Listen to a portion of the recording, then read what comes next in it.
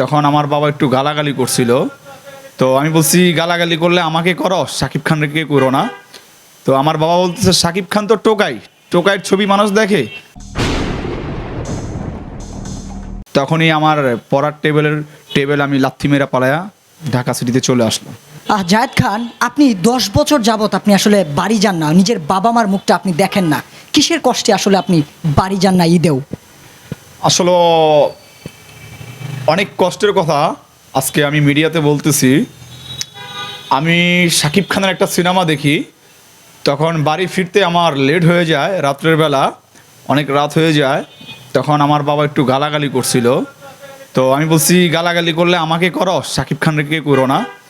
তো আমার বাবা বলতেছে, শাকিব খান তো টোকাই, টোকাইয়ের ছবি মানুষ দেখে। তখন এই কথাটা শোনার পর আমি গ্রাম থেকে চলে আসছি। আমি আর কখনো বাড়িতে যাওয়া হয়নি। অনেক দুঃখের কথা বলতে হয়, যেটা অনেক কষ্টের কথা। তো আমি বলছি যে আমি একদিন শাকিব খানের সাথে দেখা করে ওই ভিডিও ফুটেজ আমার গ্রামের লোকজনকে আইনা দেখাবো যে শাকিব খানের জন্য আমি কী না করছি। তখনই আমার পড়ার টেবিল আমি লাথি মেরা পালায়া ঢাকা সিটিতে চলে আসলাম।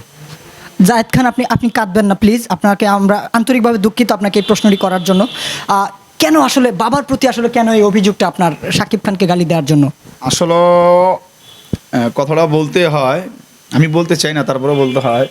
আমার বাবা বলছিল শাকিব খান নাকি টোকাই। আমি বলছি, সে বেটা সুপারস্টার, আপনি